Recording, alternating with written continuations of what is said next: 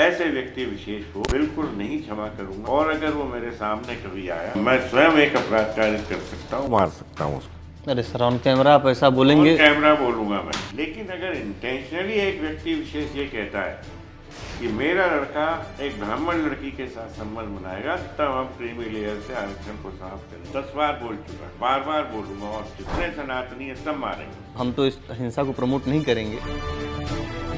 आप देखिए ना उठा के, वो तो मेरे को लगता है कि वो IAS तो क्या, वो एक बाबू बनने लायक नहीं है, चपरासी। ये सैनिक है। सर, आप तो वकील हैं, आपके हाथ में संविधान की ताकत है। ये संविधान का क्यों नहीं इस्तेमाल अपराध करते? है, अपराध है। इस अपराध पे सरकार को ध्यान देके केस रजिस्टर करना चाहिए। आप अंबेडकर जी को क्या मानते हैं? मैं अंबेडकर जी को कुछ नहीं मानता, न उन्हें महान मानता, न उन्हें संविधान निर्माता मानता, कुछ नहीं है। नथिंग फॉर मी। तो आप कैसे परिभाषित करेंगे अंबेडकर जी को?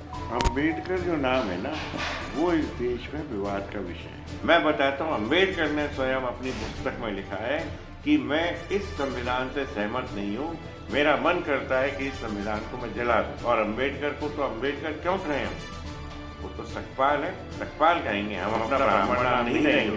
अंबेडकर स्वयं मूर्ति पूजा के विरुद्ध थे, उनकी प्रतिज्ञाओं में ही है ये।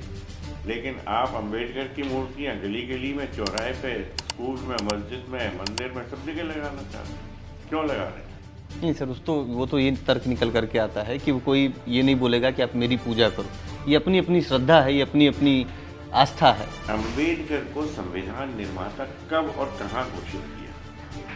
ना तो सरकार के पास इसका कोई प्रमाण है, न पार्लियामेंट के पास है। केवल कह देंगे वहां से संविधान निर्माता थोड़ी बन जाएगा। आप VN राव की बात कर रहे हैं। एक वर्ग है जो आरक्षण का दोषी अंबेडकर को मानता है, बोल रहे हैं कि VN राव जी ने संविधान की संरचना की, तो इसका दोषी VN राव जी को भी तो माना जा सकता है। संविधान में ये प्रावधान कहीं भी नहीं है कि जात बिरादरी के आधार पर आरक्षण दिया जाए। संविधान ने ये कहा कि आप रिलैक्स कर सकते हो कंडीशन। लेकिन सर, उसी रिलैक्सेशन को पॉलिटिकल पार्टीज ने आगे चल करके बढ़ाते चले गए, और आज जी उनने अभी देखिए आप MP में भी इनके कहा तो सर अंबेडकर जी ने भी था कि ये टेम्परेरी व्यवस्था है, इसको आगे चल के। एक्चुअली अंबेडकर तो केवल महार जो जाति थी, SC कैटेगरी की, वही महाराष्ट्र की, उसको प्रमोट करना चाहते थे कि भेदभाव है हमारे। हाँ, भेदभाव हमें तो कहीं नहीं दिखता भेदभाव। अपन कहते हैं ना, बैकवर्ड है, गरीब है, पिछड़ा हुआ है, हर जात में, उसमें नहीं है। ब्राह्मण में नहीं है, या क्षत्रिय में नहीं है, वैश्य में नहीं है, कायस्थ में नहीं है, किस बिरादरी? कई जगहों पे शादी होती है और दलित अभी घोड़ी नहीं चढ़ करके अपने शादी में जा सकते। दलितों के साथ में कई प्रकार के शोषण हो रहे हैं। अंबेडकर ने भी एक ब्राह्मण कन्या से शादी। अगर ब्राह्मण कन्या आरक्षण का मुद्दा है कि हम उससे शादी कर लेंगे, तो फिर अंबेडकर को आरक्षण लागू ही नहीं करना चाहिए। मैं नहीं मानता कि कभी हमने कोई भेदभाव किया,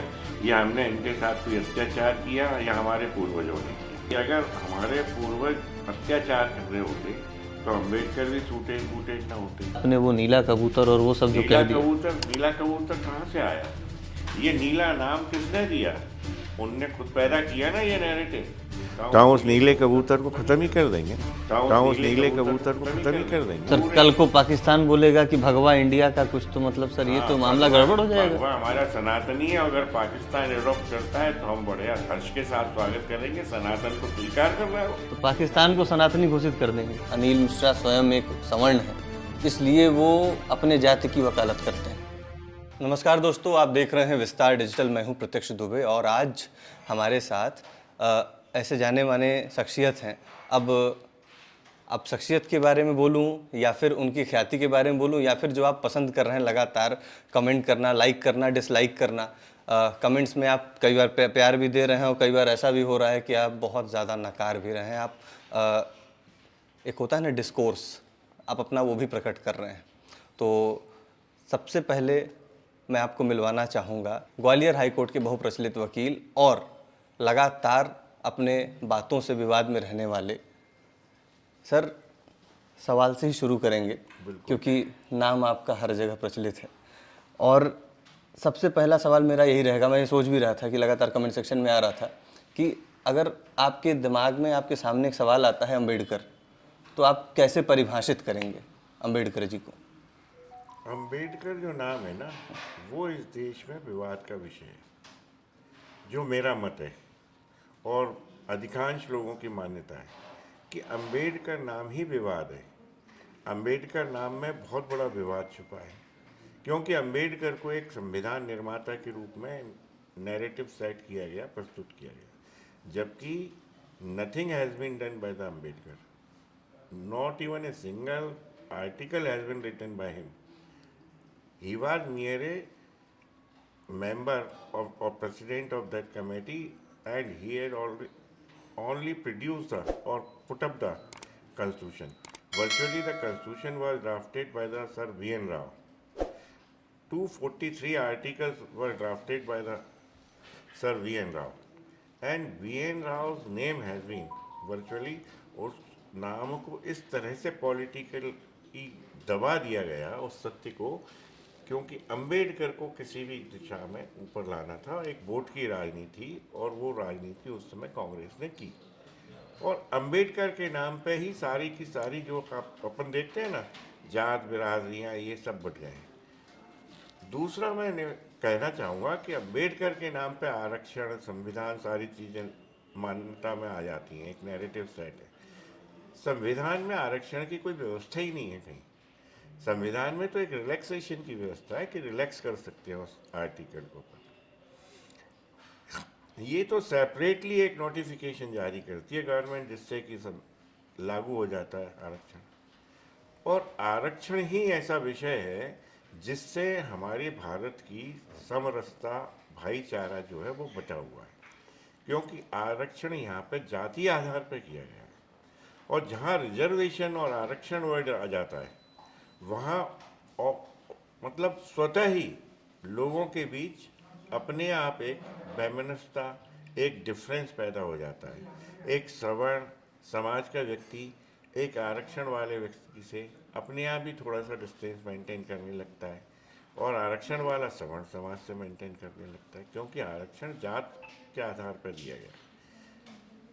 जबकि होना ये चाहिए कि आरक्षण आर्थिक आधार पर लागू हो। हम ये नहीं मानते कि आरक्षण खत्म कर दें, उसको आर्थिक आधार पर लागू करेंगे तो उससे क्या है कि हर जात बिरादरी में जो अपन कहते हैं ना, बैकवर्ड है, गरीब है, पिछड़ा हुआ है, हर जात में, कुछ में नहीं है, ब्राह्मण में नहीं है, या क्षत्रिय में नहीं है, वैश्य में नहीं है, कायस्थ में नहीं है, किस बिरादरी में नहीं है, सभी में है। तो उन लोगों को जो वाकई में नीडी लोग हैं, उनको ये मदद मिले, उनको इसका फ़ायदा मिले, ताकि जो अपलिफ्टमेंट कंट्री को चाहिए, देश को चाहिए, वो सामने आए।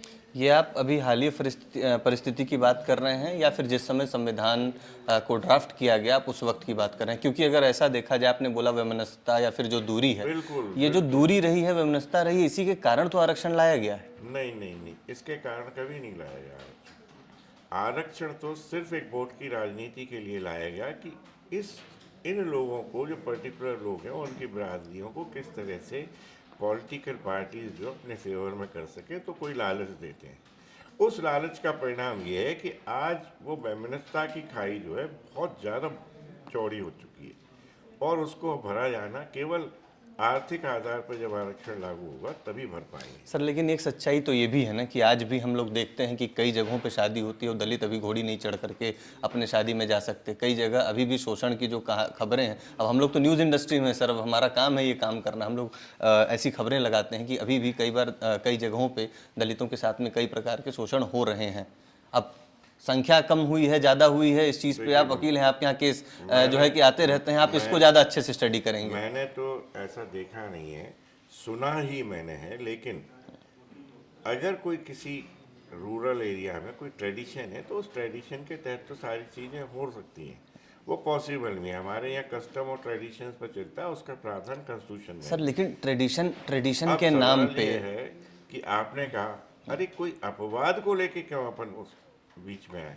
अपवाद तो हर जगह हो सकते हैं, ये अपवाद होते हैं, कोई ऐसा तो नहीं है कि हर एक के साथ ऐसा व्यवहार किया जाता।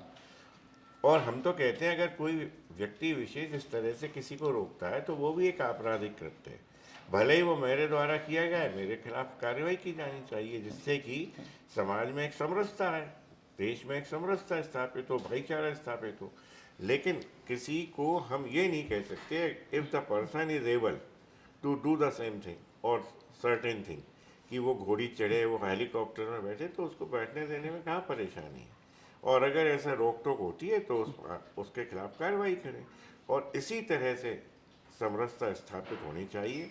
अदरवाइज अब आप देखेंगे आज कितने साल हो गए जब से एप्लीकेबल हुआ यह आरक्षण, मेरे हिसाब से 75 साल से ज़्यादा समय हो जी। गया। इस आरक्षण में ईमानदारी से अगर कोई पॉलिटिकल पार्टी या सत्ता पक्ष काम कर रहा होता तो आज आरक्षण लागू किए जाने का कोई विषय वस्तु या कारण या कॉज नहीं होना चाहिए था।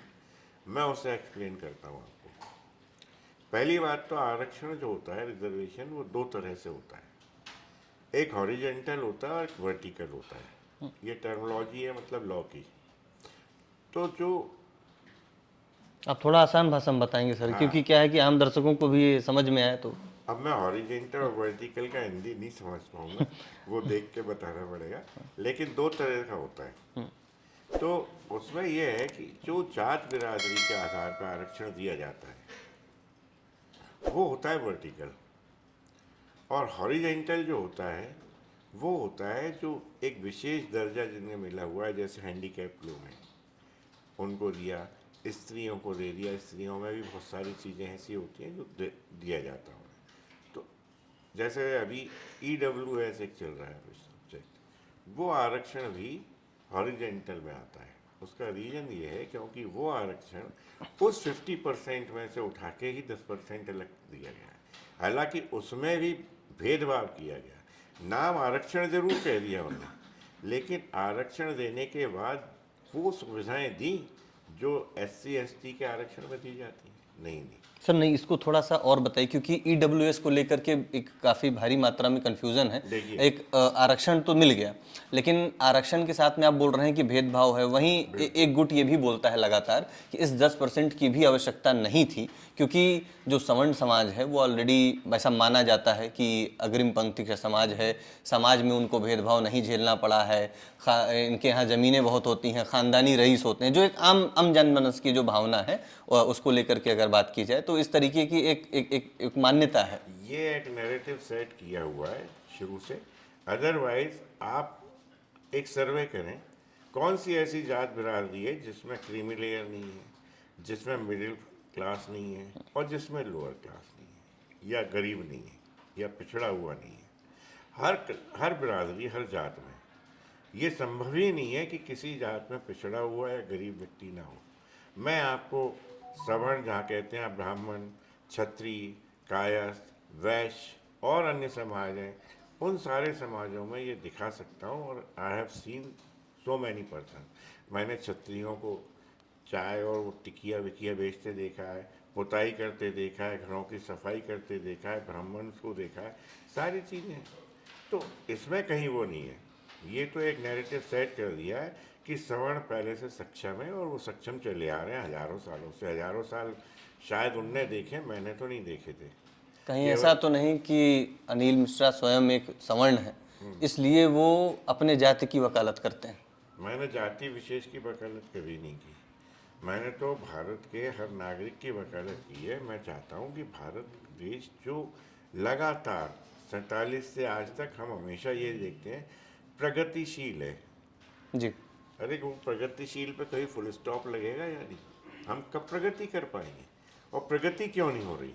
उसका मेन रीज़न ये है कि हमारे यहाँ जो प्रतिभाएं हैं। सर उसका मेन रीज़न ये भी तो है कि भेदभाव है हमारे यहाँ। कहाँ है भेदभाव? हमें तो कहीं नहीं दिखता भेदभाव। बताए ना कहाँ है भेदभाव। अगर आप एक बात बताएं, चलो हमने आज ये पहले हमारे वो जो हम बता रहे थे उसको जी कि अगर आरक्षण को ईमानदारी से लागू किया गया होता तो अभी तक कोई भी आरक्षण के लिए पात्र व्यक्ति नहीं बचता।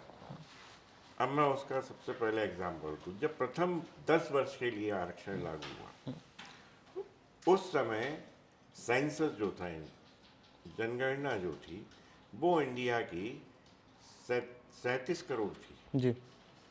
37 करोड़ में जितना परसेंट, वो शायद 37 था, 37% अगर आरक्षण लागू किया 10 वर्ष बाद गवर्नमेंट वॉज ड्यूटी बाउंड उसका विश्लेषण करती, ये देखती कि कितने लोगों को उन आरक्षित वर्ग में से हमने इन 10 साल में फ़ायदा दिया, और जिनको हमने फ़ायदा दे दिया उन्हें आप फिर एक सेपरेट क्लास में ले आते, उनको आरक्षित की श्रेणी से हटाना चाहिए था। आप स्वयं क्रीमी लेयर के सिद्धांत को कितना मानते हैं और क्या क्रीमी लेयर एक इफेक्टिव तरीका था या है जिससे आरक्षण को एक जो लोग जरूरी जिनको सच में आवश्यकता है आरक्षण की उन तक पहुंचाया जा सके?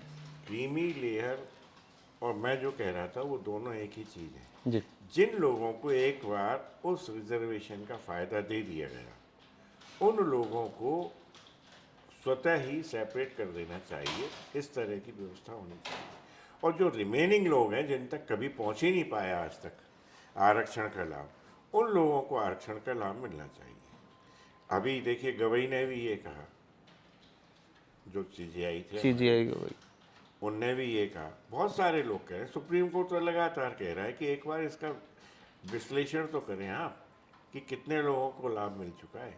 और यही अगर प्रथा चलती रहती, यही सिस्टम चलता रहता कि हर 10 साल में हम इसका विश्लेषण करते, तो आज शायद बचता ही नहीं आरक्षण की नहीं सर, जरूरत। लेकिन इसमें एक जो बड़ा एक प्रोमिनेंट जो डिबेट का एक मुद्दा निकल करके आता है, जिन्हें आरक्षण पहले से मिल चुका है उनके लिए, कि हमें आरक्षण मिल गया है, चलो हम आर्थिक रूप से अब संबल है, हम चीज़ों को अफोर्ड कर सकते हैं, पैसा है हमारे पास, लेकिन सामाजिक स्वीकार्यता जो है वो अभी भी नहीं मिली है। अब जैसे अगर ऐसा ही है तो एक बयान अभी हाल फिलहाल में एक IAS हैं संतोष वर्मा जी, उनका निकल करके आया है कि अगर जिस दिन मैं तो अब उस बयान का ना हम समर्थन करते हैं और विरोध तो जाहिर सी बात है उसका पूरा देश कर रहा है, तो उस पर टिप्पणी करना आपसे सुनना ज़्यादा चाहूँगा मैं।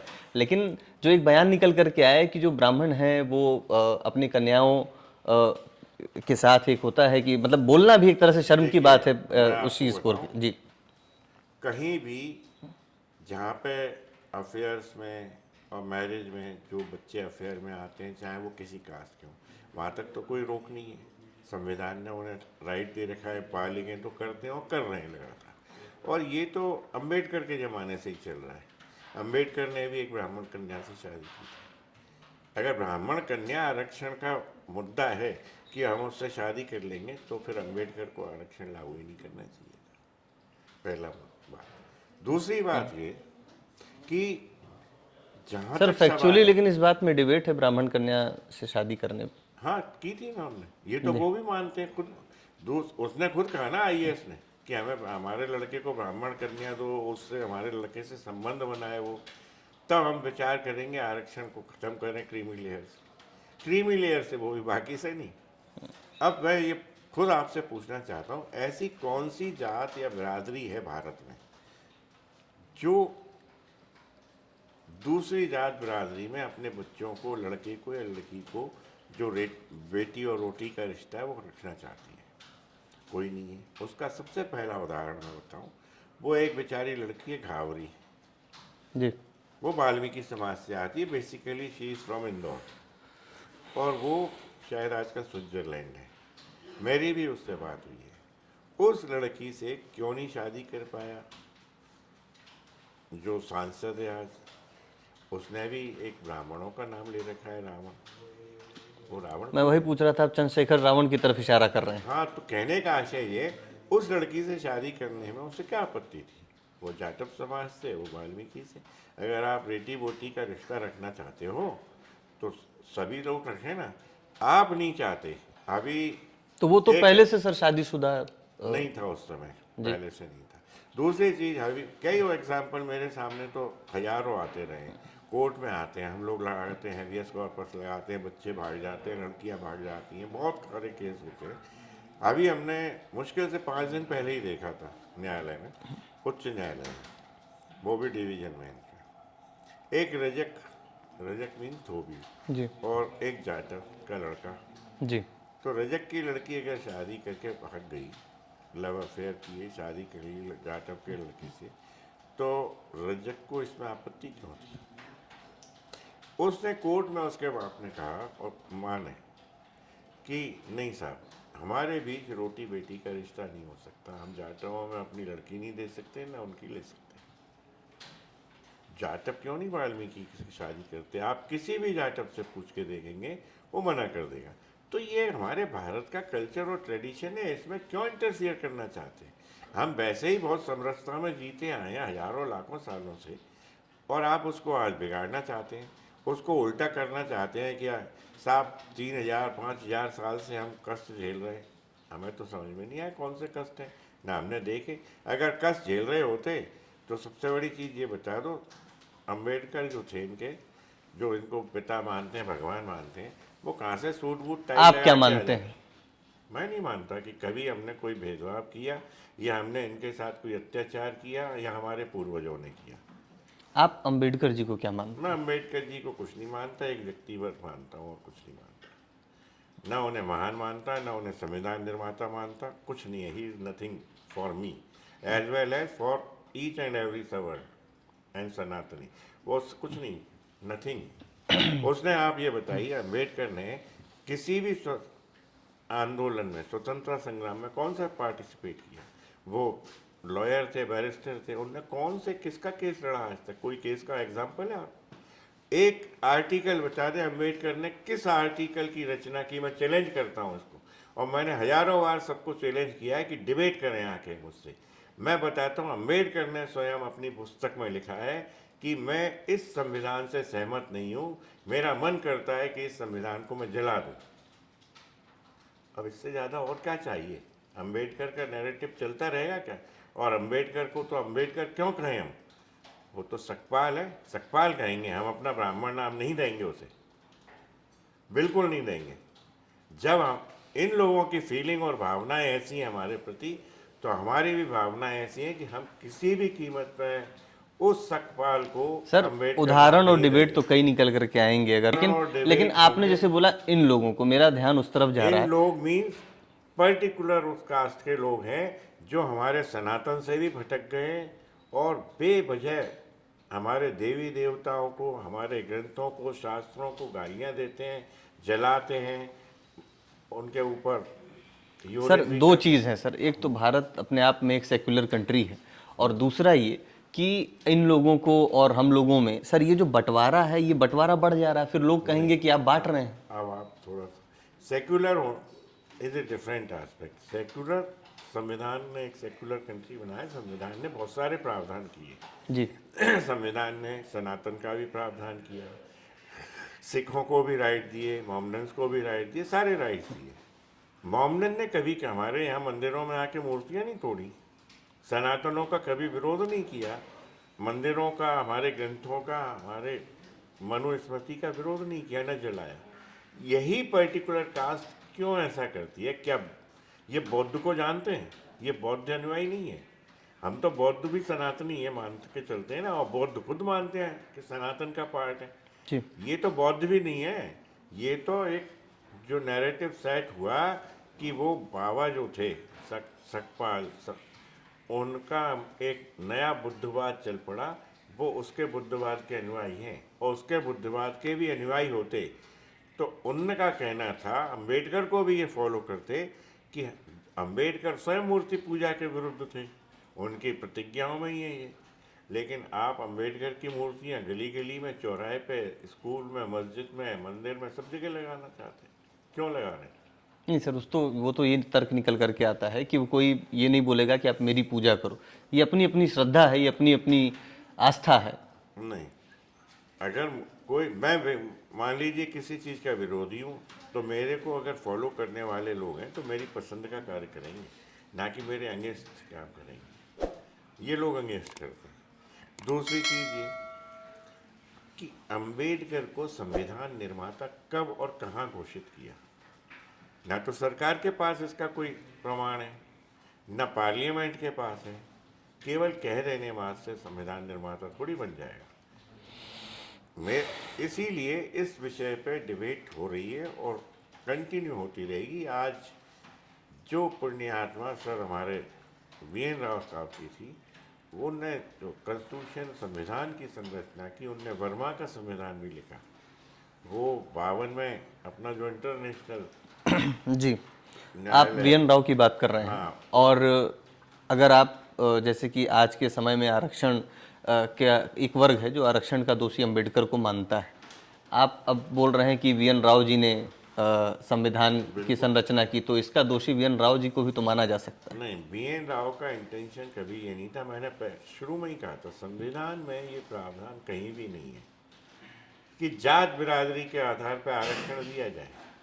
संविधान ने ये कहा कि आप रिलैक्स कर सकते हो कंडीशन। लेकिन सर उसी रिलैक्सेशन को पॉलिटिकल पार्टीज ने आगे चल इनकैश करके किया, बढ़ाते इनकैश चले किया, गए और आज इनकैश किया जी। उनने। अभी देखिए आप, एमपी में भी इनकैश तो होने कहा लगा। तो सर अंबेडकर जी ने भी था कि ये टेम्परेरी व्यवस्था है, इसको आगे चल के वर्चुअली अंबेडकर तो केवल महार जो जाति थी एससी कैटेगरी जी। की, वो भी महाराष्ट्र की, उसको प्रमोट करना चाहते थे। बाकी के लिए थोड़ी एग्री थे।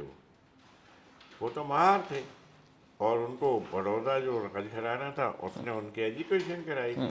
एक ब्राह्मण जो टीचर थे उनने अपना नाम दिया, उनको पढ़ाया लिखाया। अब एक बार बताइए, अगर हमारे पूर्वज अत्याचार कर रहे होते तो अंबेडकर भी सूटेड बूटेड ना होते, उनके पिता भी सूटेड बूटेड ना होते। वो तो सूबेदार थे अंग्रेजों की फौज में। तो सारी व्यवस्थाएं तो थी। कैसे विदेशों में पढ़ने चले गए आप, कैसे कैसे कार्य। एक और उनका फर्जी काम चलता है साहब, 32 डिग्रियां थी उनके। भाई 32 डिग्री मेरे हिसाब से तो एक व्यक्ति अपने पूरे जीवन में कर ही नहीं सकता। अगर आप टाइम कैलकुलेट करेंगे तो 32 डिग्री तो कोई नहीं कर सकता। और हम कहते हैं आप 32 डिग्री एक बार दिखा तो दो, कहने भर से क्या होगा कि 32 डिग्रियां हैं। हमने बहुत बार पूछा भाई कौन सी डिग्रियां, दिखा दो एक बार। तो होंगी निश्चित डिग्री की हैं, तो वो तो बल्कि उसमें फ्रेम में लगा के सजा के रखनी चाहिए उन्हें म्यूजियम में, लेकिन वो नहीं मिलता कहीं रिकॉर्ड कि 32 कौन सी हैं। तो ये सब सर ये जिस तरीके से आप अपनी बात रख रहे हैं, आपका जो दृष्टिकोण है, इस चीज़ को अगर समझना और जानना हो, तो तथ्यों को अगर परखना हो, तो आप कोई एक किताब बता दीजिए जिसको आप रिकमेंड करना चाहें, जिससे जो आज की जनरेशन है उसको। एक काम करें जी। जो कॉन्स्टिट्यूशन जी। Drafted by B N Rao है, वो हमारे पार्लियामेंट में भी है और वहाँ पर एक दिल्ली में जो पुस्तकालय उसमें भी है।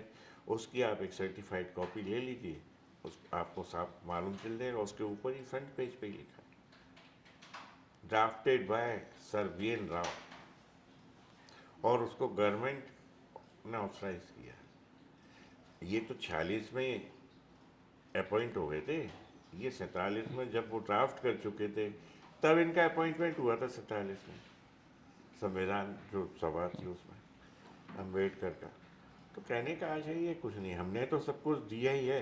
हम इतने दयावान होते थे और हैं आज भी कि हम अपना सरनेम भी दे देते हैं और आज भी यूज़ कर रहे हैं हमारे सरनेम। देख लीजिए किस कास्ट का यूज। तो सर सनातन में तो एक और उदाहरण निकल करके आता है ना सर, कि कर्म से, अगर हमारा कर्म जो है वो हमारी जाति निर्धारित कर सकता है। तो अगर वो उन्होंने बहुत ढेर सारी शिक्षा ली और शिक्षा लेने के बाद अगर वो पढ़ा रहे हैं, तो क्या उन्हें ब्राह्मण जो जाति है, जो टाइटल है, सब टाइटल है, क्या ये लगाने का अधिकार मिलता है या नहीं मिलता? आप सनातन देखिए टाइटल तो वो they are still using since long back. हर कास्ट का, क्षत्रिय का भी लगा रहे हैं, वैश्य का भी लगा रहे हैं, ब्राह्मण का भी लगा रहे हैं। किसने विरोध किया आज तक, या कौन सा ऐसा लिटिगेशन हुआ? आप बताएं ना, कोई नहीं हुआ, कभी विवाद नहीं हुआ। They are still using.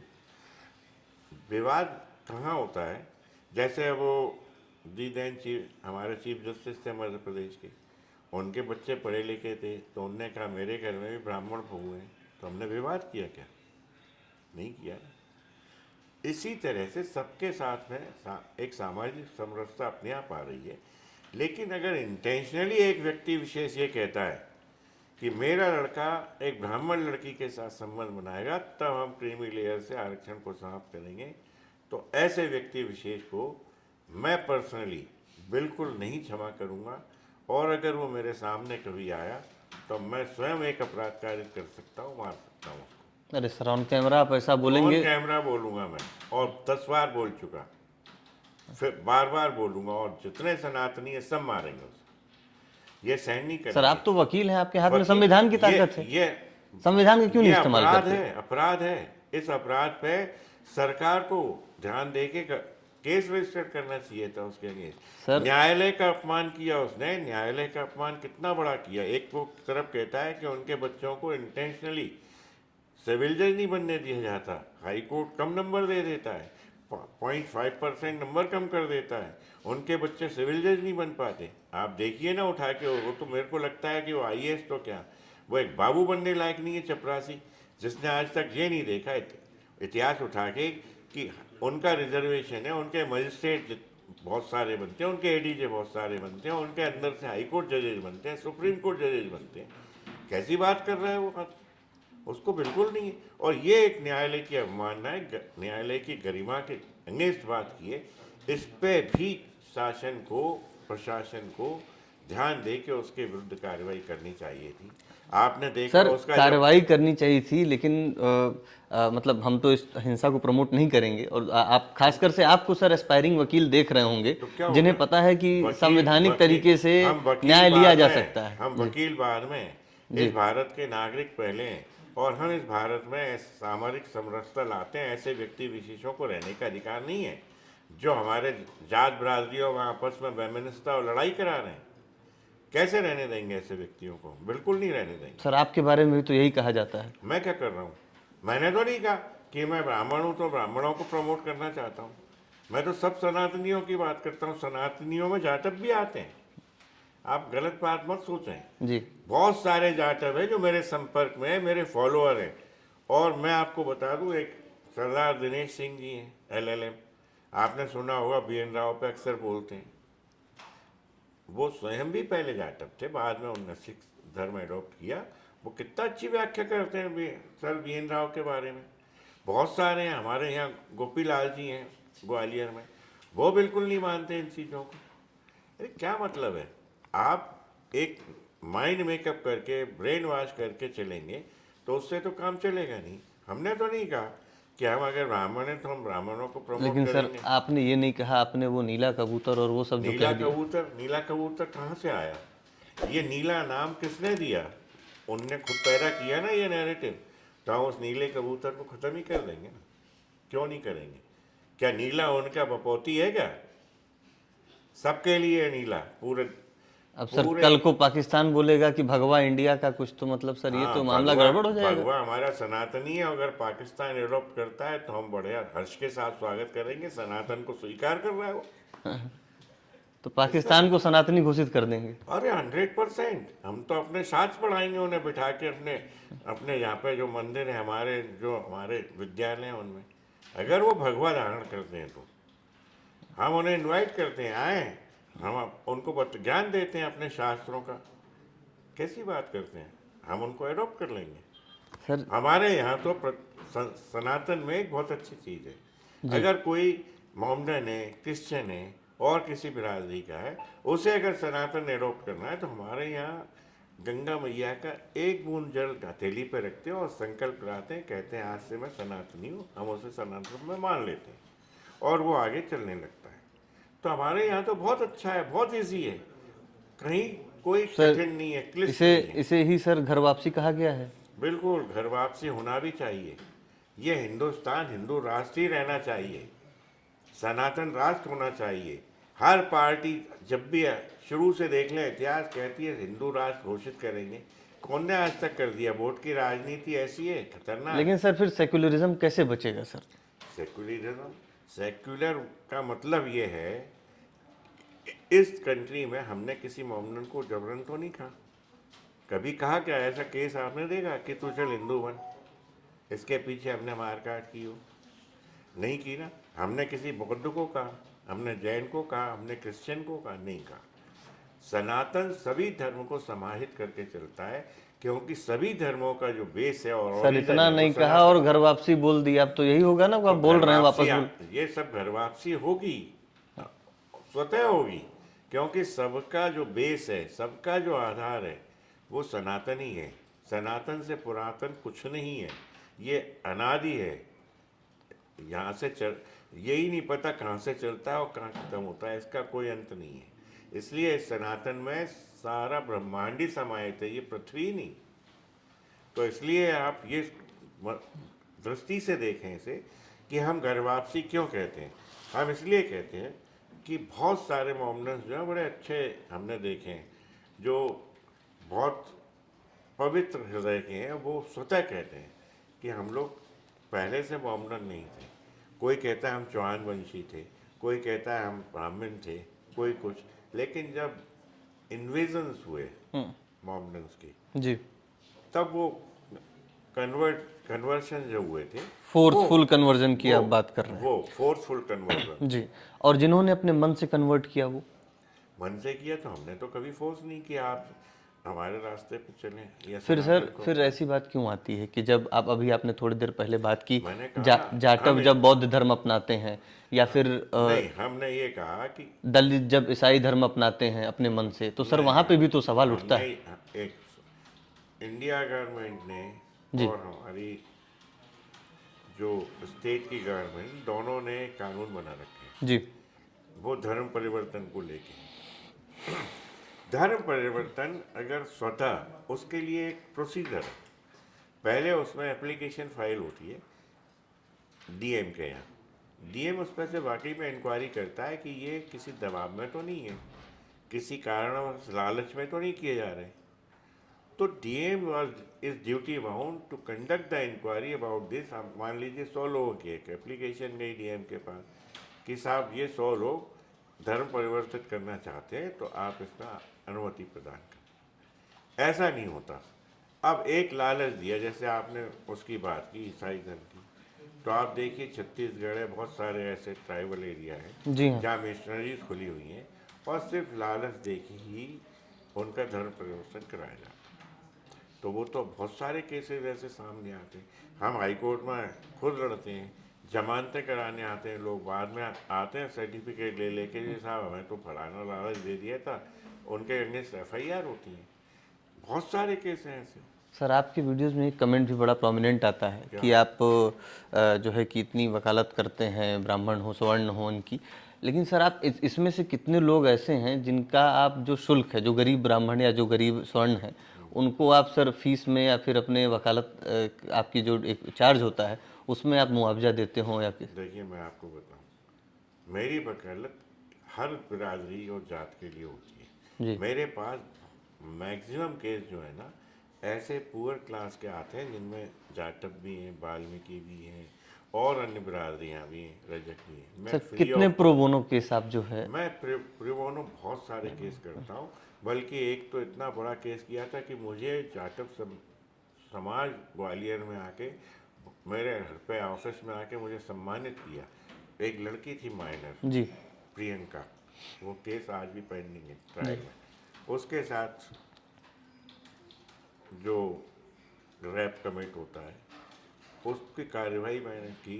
उसको पुलिस ने भी उसको कुछ नहीं किया, ना एफआईआर की। उसके लिए मैंने सीबीआई ने इन्वेस्टिगेशन कंडक्ट किया था और वो केस आज भी पेंडिंग है। मैंने तो फ्री ऑफ कॉस्ट किया। आप इंटरव्यू लें, उसके इंटरव्यू तो हैं उस समय जी, के, उसके पिता के भी हैं। तो ऐसे बहुत से, अभी मैंने किया 5 दिन पहले मैंने एग्जाम्पल दिया। आप पूछ लीजिए जाके, मैंने एक सिंगल पेनी भी ली हो, मैं तो स्वयं के खर्चे से कर देता हूँ। बहुत सारे केस हैं ऐसे, और ब्राह्मण से नहीं, हर बिरादरी के केस हैं। और सबसे बड़ी खासियत ये, आपने कहा ब्राह्मण्स के और ऐसी बिरादरियों के केस तो बहुत रेयर आते हैं।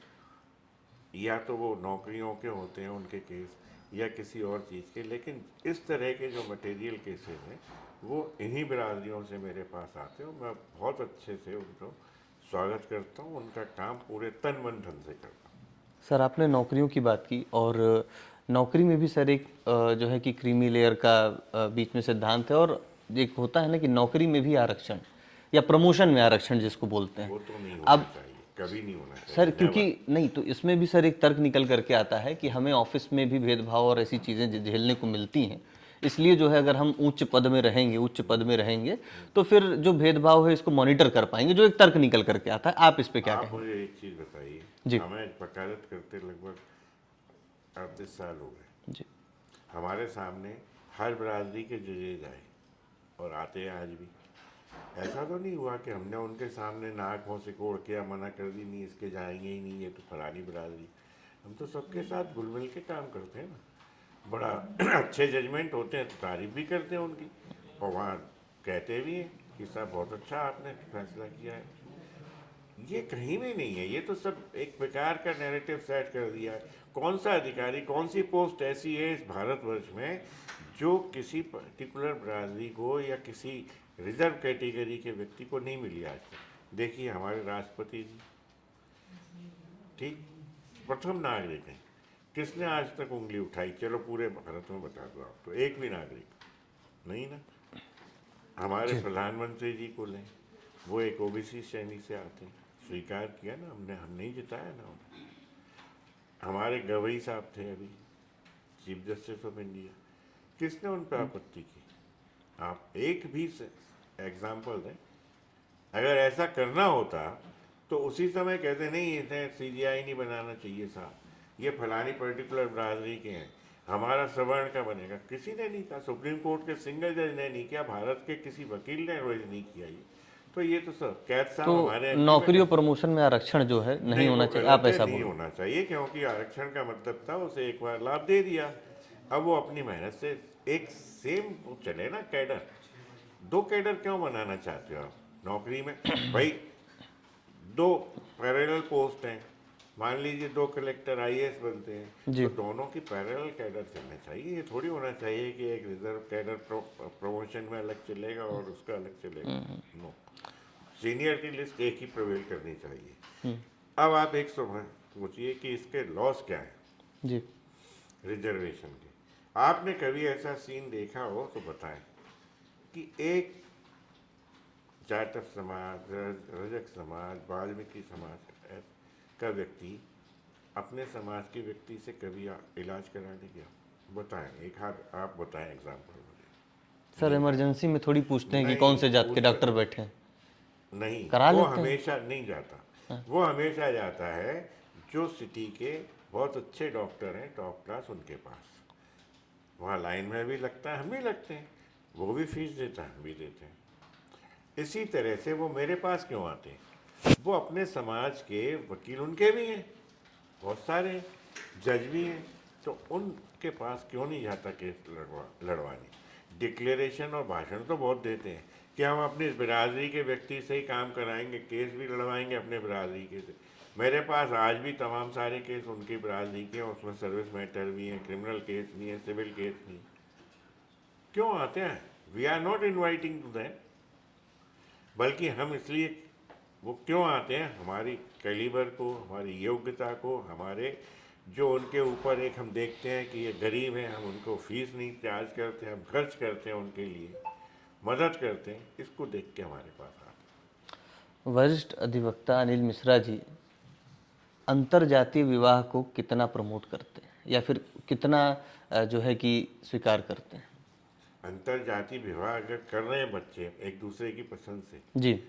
तो हम रोकते नहीं हैं।